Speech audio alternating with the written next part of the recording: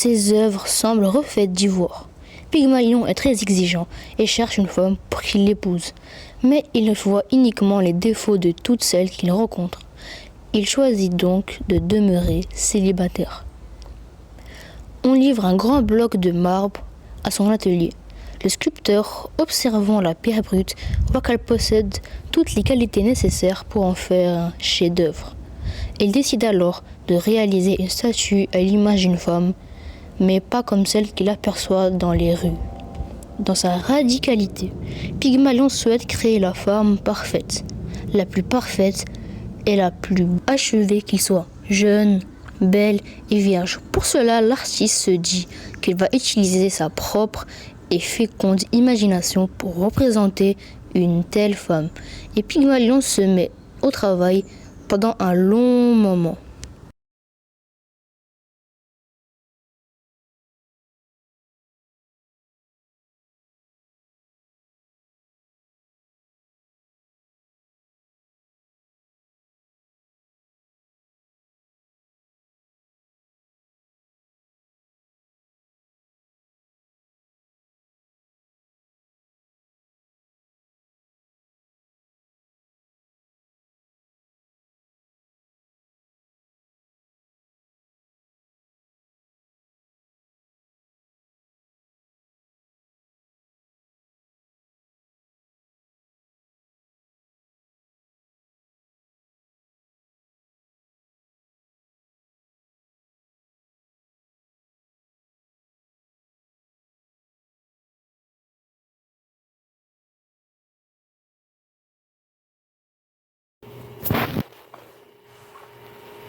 Lui demandait alors: chère déesse, Aphrodite, je sais que j'ai essayé d'éviter l'amour à tout prix, mais je n'ai jamais voulu t'offenser.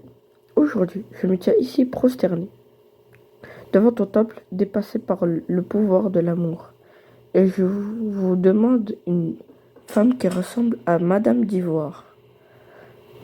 La déesse Aphrodite est émue par la requête passionnée de l'artiste Pygmalion.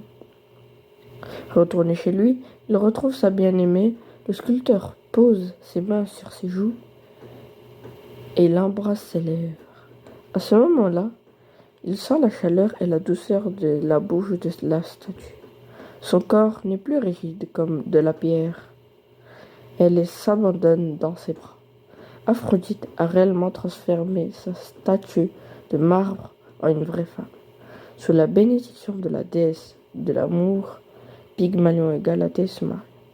C'est de cette union que naît Paphos, qui un jour créera une ville en l'honneur de la déesse Aphrodite.